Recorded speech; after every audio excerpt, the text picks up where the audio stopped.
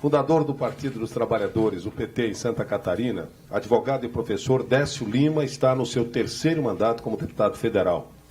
Vice-líder da bancada do PT na Câmara dos Deputados, é titular em 7 comissões, entre elas a Comissão de Constituição e Justiça e Cidadania e do Grupo de Trabalho para avaliar a proposta do novo Código Penal Militar. E em outras 3 na condição de suplente, Comissão de Ciência e Tecnologia, Comunicação e Informática, comissão especial destinada a analisar as propostas de emenda à Constituição que versam sobre segurança pública e subcomissão especial de Publicidade e Propaganda. O deputado Décio Lima foi o primeiro catarinense a presidir a Comissão de Constituição, Justiça e Cidadania em 2013, período em que construiu uma pauta horizontal que contemplou todos os partidos e deu agilidade aos temas de interesse do país em tramitação naquela comissão. Coordenou, no ano anterior, 2012, o Fórum Parlamentar Catarinense, conduzindo de forma republicana e democrática as questões relevantes para o Estado. Foi vereador e prefeito em Blumenau por 2 mandatos consecutivos, de 97 a 2004, destacando sua atuação na implantação de programas de inclusão social e modernização urbana do município.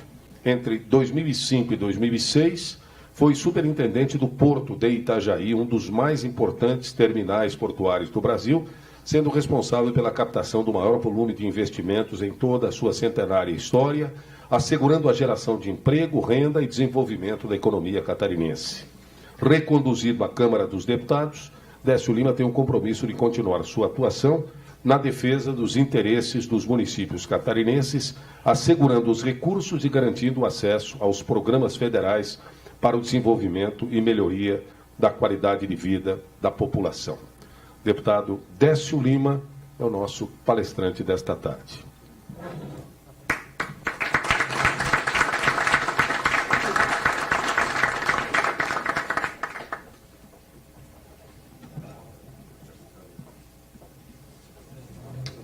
Queria cumprimentar o meu presidente, Manuel Isidro dos Santos Neto, que com ele temos tido e ombreado a causa e as lutas, sobretudo institucionais, do fisco brasileiro.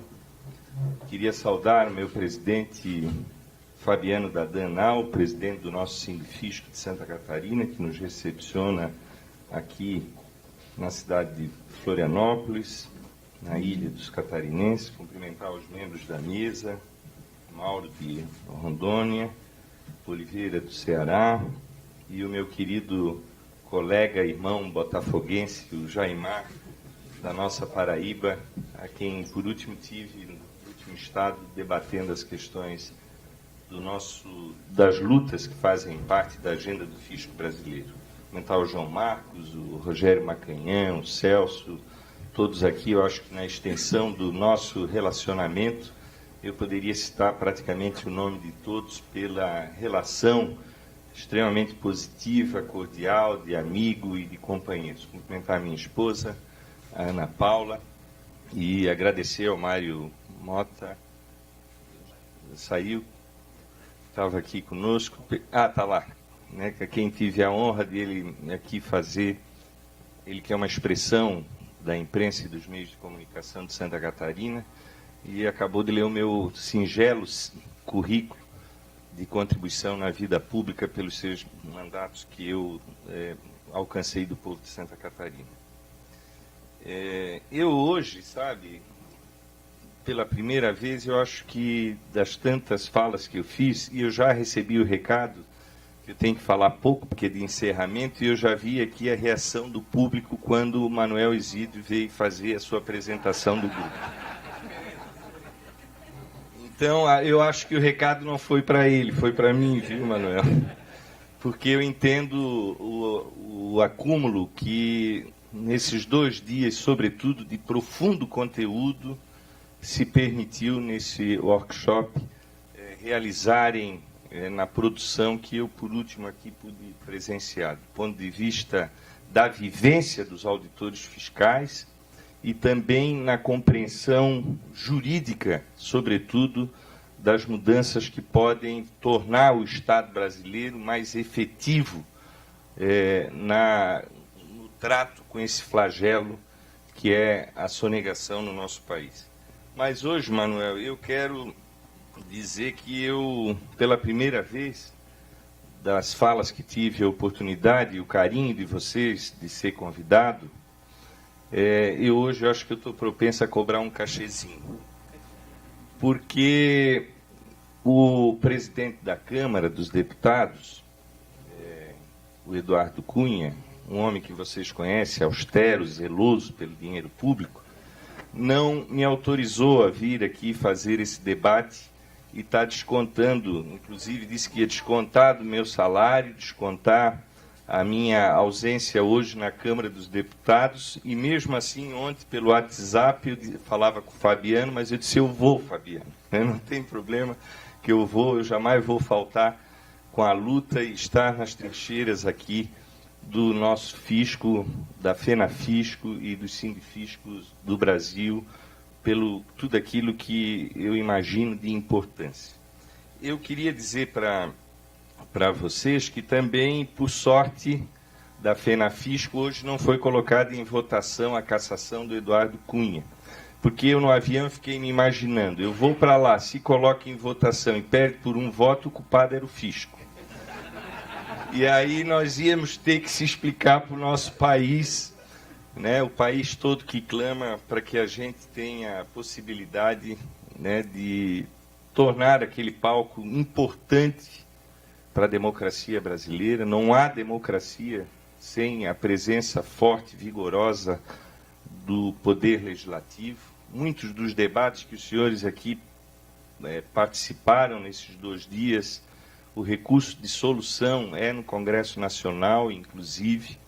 É no Congresso Nacional que o fisco brasileiro reúne uma grande expectativa com relação a uma mudança estrutural que nós todos temos, por unanimidade, a consciência de que ela é imperativa para o bom funcionamento do fisco brasileiro, que é a PEC que foi escrita pelas mãos dos auditores fiscais.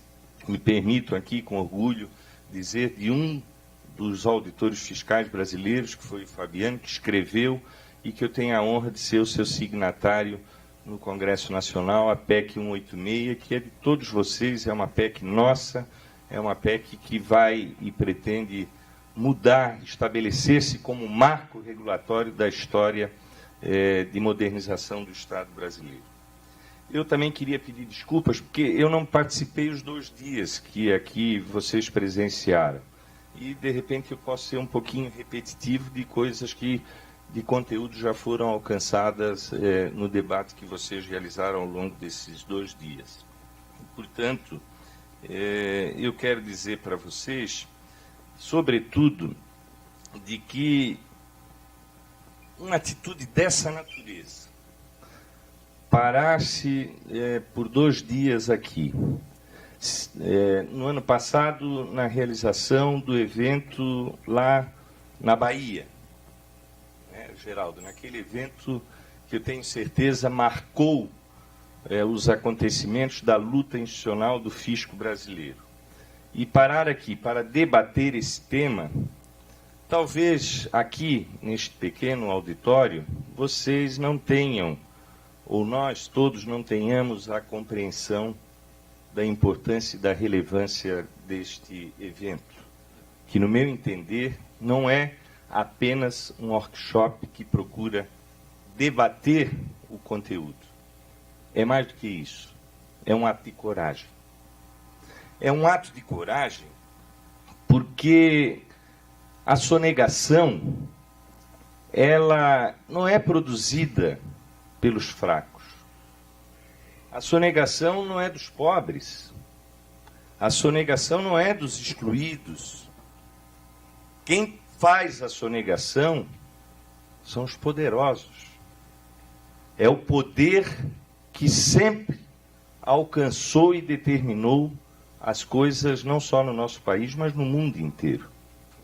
Quem sonega, portanto, são aqueles que, de uma forma ou de outra, são donos de parte das instituições ou têm os seus tentáculos em todas as instituições que vão do Congresso Nacional, que vão dos ministérios, que vão nos governos estaduais, que vão nos municípios, que estão nas instituições da comunicação, sobretudo, que mantém a hegemonia hoje, me perdoe talvez aqui a expressão um tanto chula, mas que mantém, de certa forma, uma hegemonia na sociedade brasileira que não permite o debate de conteúdo, que reduz o alcance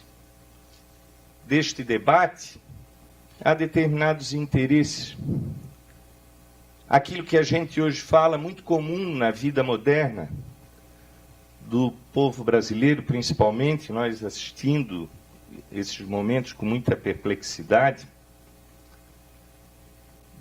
de pessoas idiotizadas, às vezes, porque não conseguem alcançar os acontecimentos que estão nas entranhas verdadeiras do poder e que relutam no sentido de acumular riqueza e de estabelecer o status quo deste processo que ele é muito caro para o povo, para a nossa gente, para todos nós. A sonegação, ela responde, talvez aqui tenha sido dito nesses últimos dias, ela responde por, que se imagina, por 80% daquilo que se fala de corrupção. Aliás, essa palavra corrupção em voga nos acontecimentos do nosso país, que de certa forma deixaram nós todos com muita perplexidade, mas ela tem origens muito mais profundas. A corrupção, ela começa com o estabelecimento da miséria das pessoas. Na medida que nós estamos excluindo milhões de pessoas, condenando pessoas à fome, à falta de acesso à cidadania, na medida que nós criamos, ao longo dos 500 anos, um estado de exclusão, na medida que nós trouxemos aqui amarrados e acorrentados os escravos negros da África para produzir na mão de obra primária ainda no nosso país, na agricultura, corrupção é isso. Ali já há o ato de corrupção.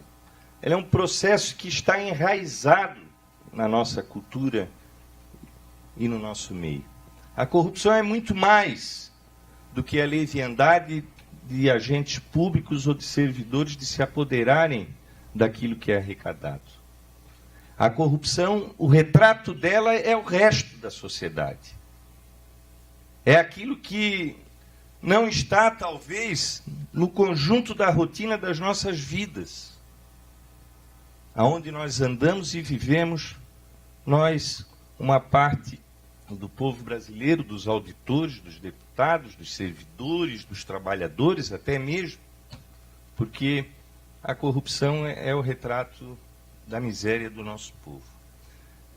A sonegação, ela é um flagelo de tamanha dimensão que os números, que eu acho que já circularam aqui entre vocês, eles tiram o Brasil, hoje, pelo que se calcula, tiram o Brasil do ranking das nações economicamente mais poderosas do mundo. Ou seja, nós estamos falando de 500 bilhões por ano sonegados. O PIB nosso é de 2 bilhões e 400 milhões. Nós somos a 7ª economia do mundo.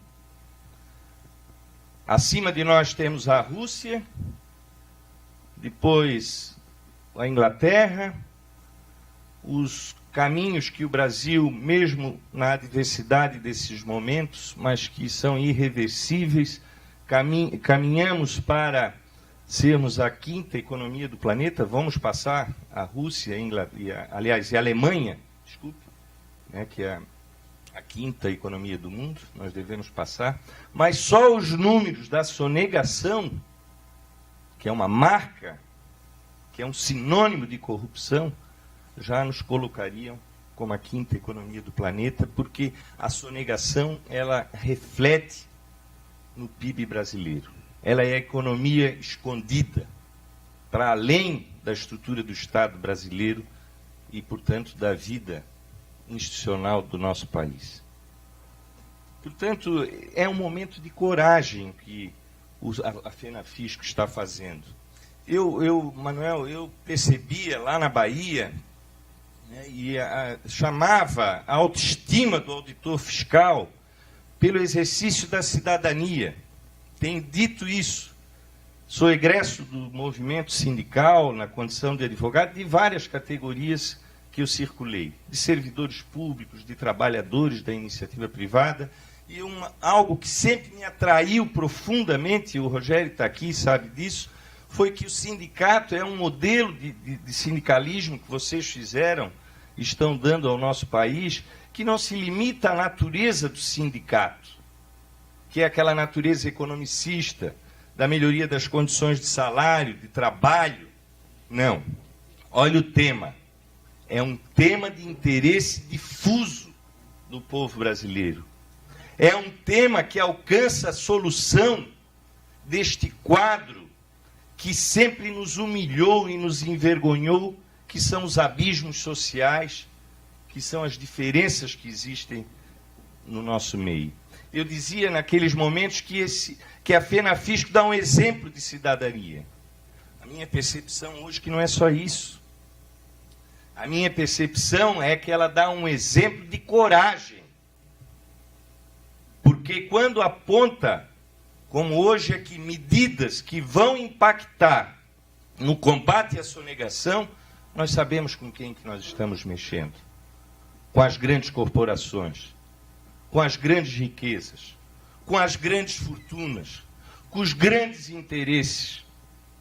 E essa luta é uma luta que se estabelece como um processo determinante, não só para o nosso país, mas para o mundo, que hoje está envolto com denúncias a todo momento de paraísos fiscais, de negociatas, de arranjos nos processos econômicos do nosso país.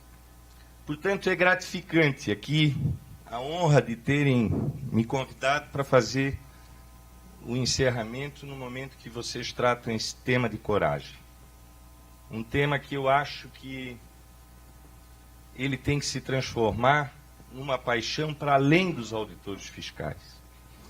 E eu penso que nesse momento que vocês fazem uma conclusão sistêmica de proposições claras no alcance do mundo possível, real, daquilo que nós podemos fazer, eu acho que a partir deste ano, principalmente com essa pauta que está no Brasil, nós levarmos o tema da sonegação com o impulso que ele merece.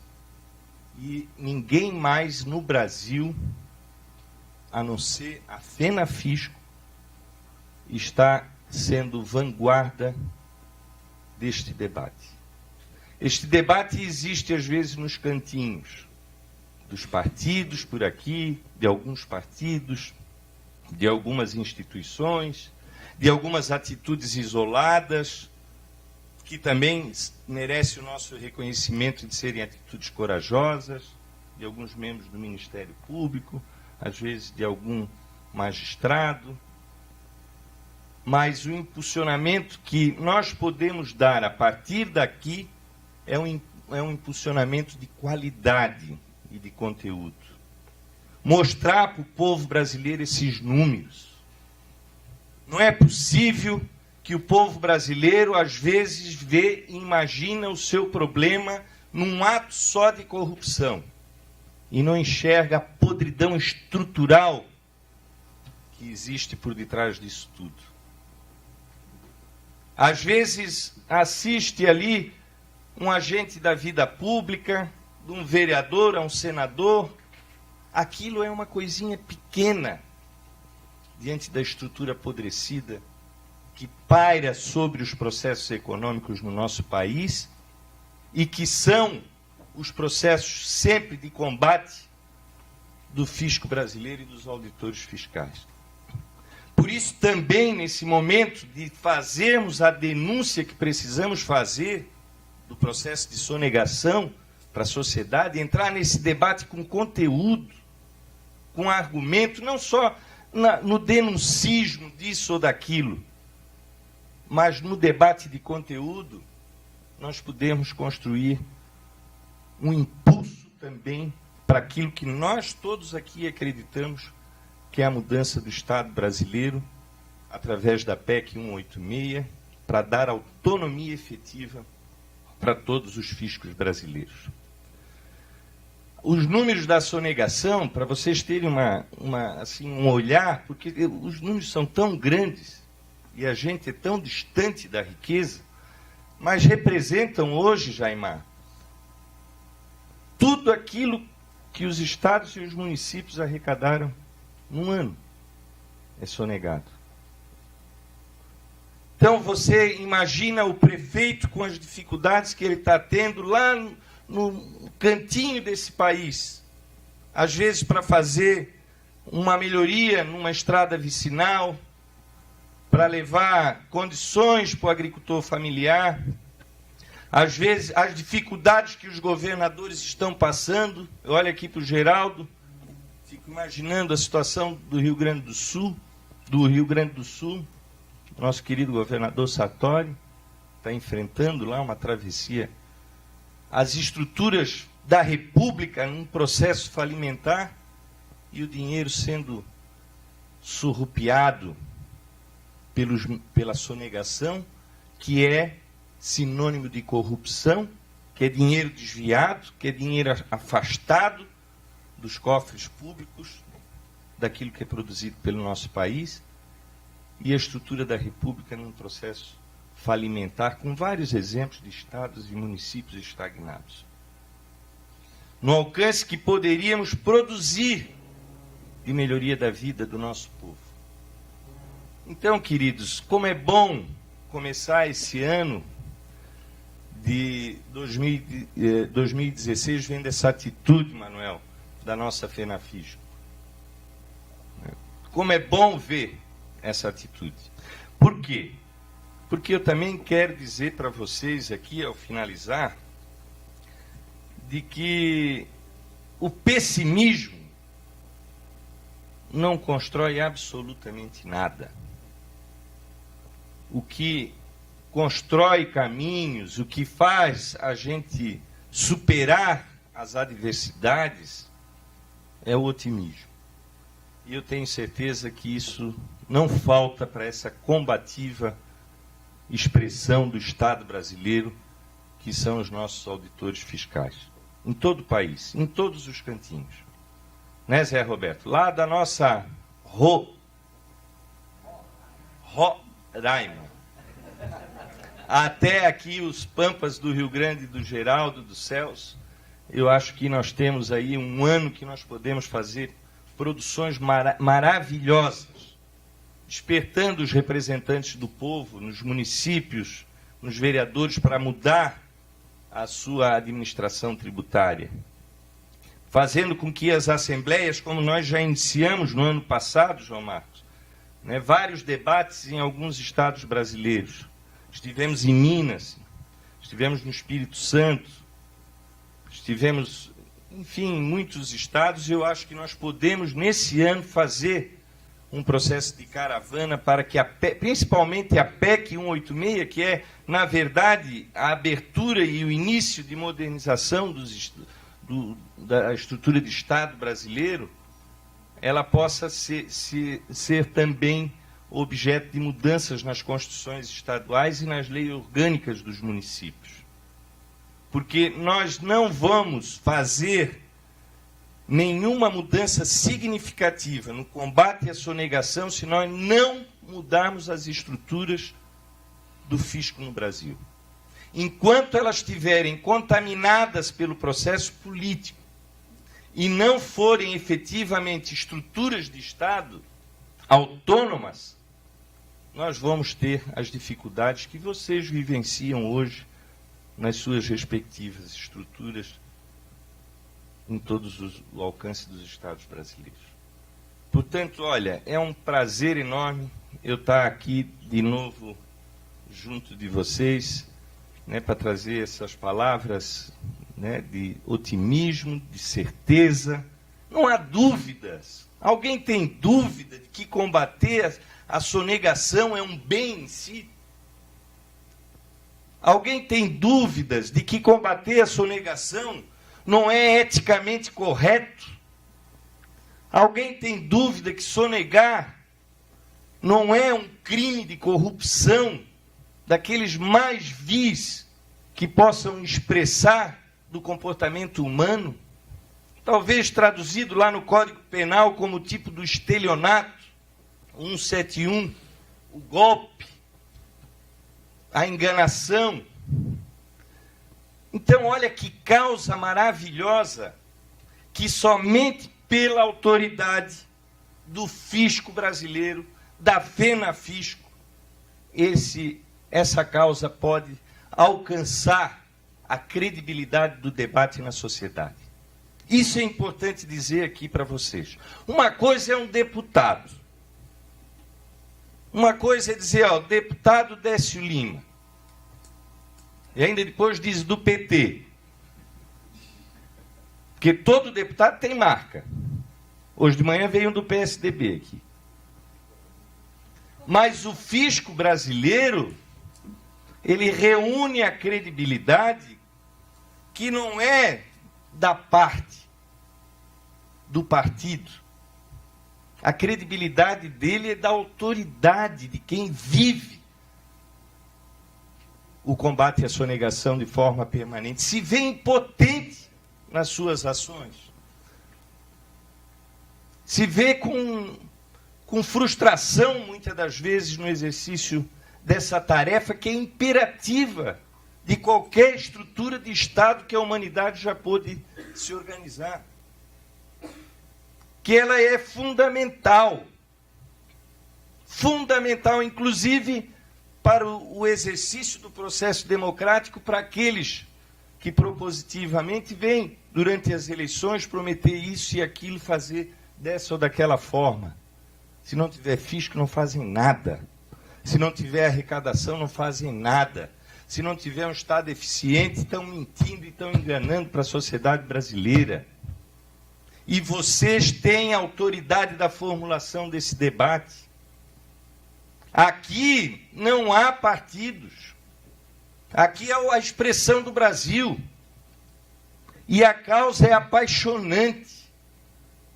Porque, primeiro, ela reúne valores que são extraordinariamente fantásticos, que são os da solidariedade, de melhorar a vida do nosso povo, de dividir melhor essa riqueza, de fazer com que aqueles que se utilizam do modelo produtivo, das cadeias produtivas, no processo capitalista, que acumulam riquezas, que eles possam pagar a conta do sacrifício do trabalho humano realizado pelo povo brasileiro. O povo brasileiro não é um povo malandro, é um povo gigante, trabalhador, que constrói essa riqueza com seu sacrifício, movimentando essa economia em todos os aspectos. Somos hoje um dos maiores celeiros do mundo. Aqueles que mandamos commodities para o mundo inteiro, alimentando e saciando a fome de várias nações do mundo. Isso é produto do trabalho. Se nós temos commodities é porque tem gente na roça trabalhando, semeando, colhendo. Se nós temos aqui uma produção em escala de alta tecnologia, uma nação que fabrica aviões a jato, nós não somos mais aquele paizinho que nos humilhava há anos atrás, que nós éramos um paizinho de terceiro mundo. Isso é uma nação de gigantes que precisa dar esse passo, que ele é fundamental para mudar, inclusive, o comportamento humano da cultura do nosso povo. Falei demais. Viva os auditores fiscais!